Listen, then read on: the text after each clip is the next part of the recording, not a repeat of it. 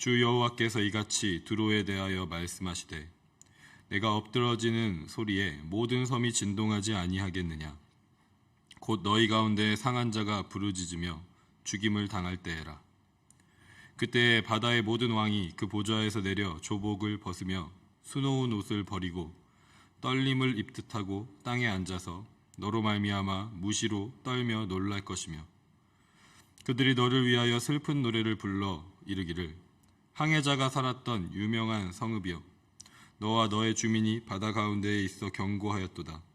해변의 모든 주민을 두렵게 하였더니 어찌 그리 멸망하였는고. 내가 무너지는 그날에 섬들이 진동할 것이며 바다 가운데의 섬들이 내 결국을 보고 놀라리로다 하리라. 주 여호와께서 이같이 말씀하셨느니라. 내가 너를 주민이 없는 성읍과 같이 황폐한 성읍이 되게 하고 깊은 바다가 내 위에 오르게 하며 큰 물이 너를 덮게 할 때에 내가 너를 구덩이에 내려가는 자와 함께 내려가서 옛적 사람에게로 나아가게 하고 너를 그 구덩이에 내려간 자와 함께 땅 깊은 곳 예로부터 황폐한 곳에 살게 하리라. 내가 다시는 사람이 거주하는 곳이 되지 못하리니 살아있는 자의 땅에서 영광을 얻지 못하리라. 내가 너를 패망하게 하여 다시 잊지 못하게 하리니 사람이 비록 너를 찾으나 다시는 영원히 만나지 못하리라. 주 여호와의 말씀이니라. 아멘. 어제 본문에 이어서 두로의 멸망에 대한 여호와 하나님의 말씀이 이어집니다. 특별히 오늘은 두로가 멸망하는 것을 보는 지중해 연안 주변 지역들의 반응에 대해서 말씀하십니다. 그들은 두로에게 경제적으로 정치적으로 의존하면서 두로와 적극적인 교류를 했던 지역들이었습니다. 누구보다도 두로의 옛 영광과 부와 영향력을 잘 알고 있는 존재들인 것이죠. 그리고 두로와 함께 그것들을 공유하는 존재들이었습니다. 그래서 두로의 멸망은 그 누구에게보다도 더 충격적이고 놀라운 일이었던 것입니다.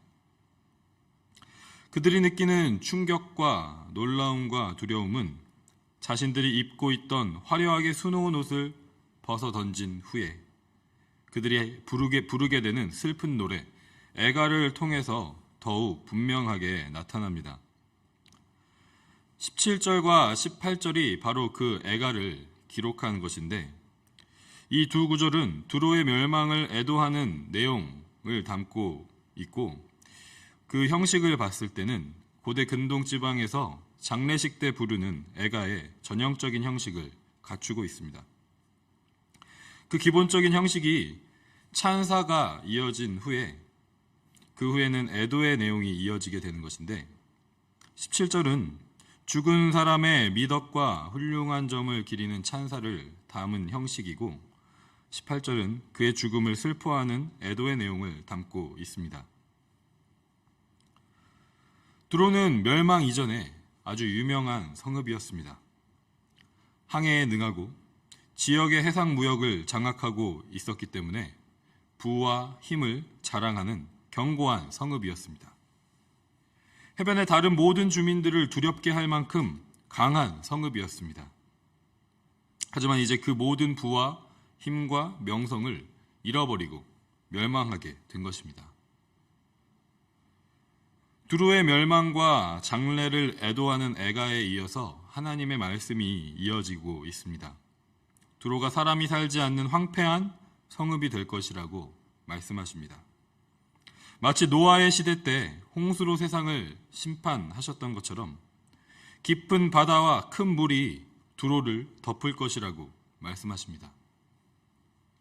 그래서 두로가 다시는 살아있는 자의 땅에서 영광을 얻지 못할 것이고 누가 두로를 찾아도 다시는 영원히 만나지 못할 것이라고 말씀하고 계십니다. 두로에 대한 완전한 패망과 영원한 사망을 선고하고 계시는 것입니다. 이것이 두로의 최후, 마지막, 결국의 모습입니다.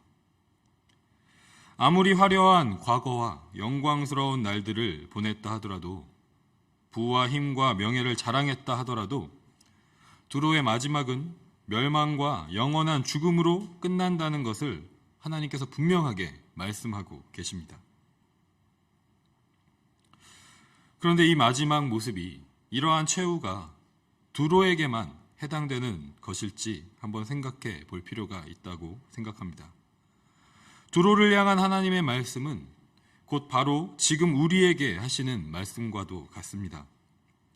이 세상의 부와 힘과 명예, 성공과 영광을 위해서 살아가는 우리들에게 하시는 말씀이라는 것입니다.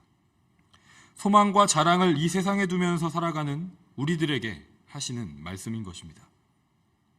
그 소망을 이루기 위해서 죄악을 일삼으며 살아가는 우리들에게 하시는 말씀이라는 것이죠. 이러한 모습으로 살아가는 모든 사람의 마지막 모습이, 최후 결국의 모습이 어떠한지를 전도자가 우리에게 교훈합니다. 전도서 9장 3절 말씀을 보면 모든 사람의 결국은 일반이라. 이것은 해 아래에서 행해지는 모든 일 중에 악한 것이니 곧 인생의 마음에는 악이 가득하여 그들의 평생에 미친 마음을 품고 있다가 후에는 죽은 자들에게로 돌아가는 것이라. 아멘. 이대로 살아간다면 우리의 마지막도 두로의 최후와 다르지 않습니다. 완전한 멸망과 영원한 사망으로 걸어가는 것입니다. 이 길에서 돌이켜서 회복의 길로, 영원한 생명의 길로 가기 위한 방법은 무엇인가? 전도자를 통해서 하나님께서 우리에게 그 방법을 분명하게 가르쳐 주셨습니다. 전도서 12장 1절과 2절, 13절의 말씀을 제가 읽어드리도록 하겠습니다. 너는 청년의 때에 너의 주, 너의 창조주를 기억하라. 곧 곤고한 날이 이르기 전에, 나는 아무 낙이 없다고 할 해들이 가깝기 전에, 해와 빛과 달과 별들이 어둡기 전에, 비 뒤에 구름이 다시 일어나기 전에 그리하라.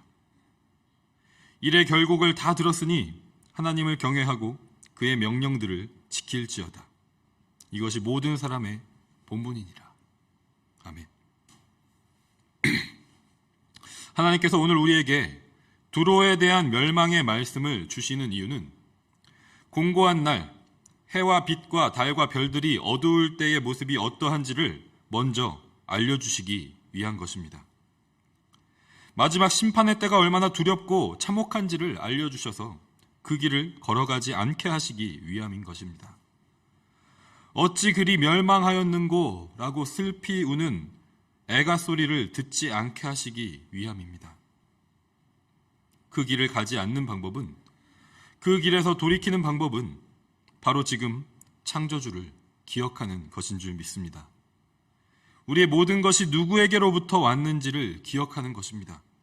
내가 지금 누리고 있는 모든 것들의 주인이 누구인지를 기억하는 것입니다. 그리고 그분을 경외하고 그분의 명령을 지키는 것입니다. 이것만이 우리를 영원한 사망에서 영원한 생명으로 옮기는 방법이라고 하나님께서는 우리에게 끊임없이 말씀하고 계십니다. 오늘 이 아침에 우리가 이 두로를 향한 하나님의 두려운 심판과 멸망의 메시지를 통해서 하나님께서 우리를 향한 영원한 그 생명의 길로 우리를 이끌어 가시고자 하시는 그 하나님의 열망과 그 하나님의 열심을 우리가 알기를 소망합니다.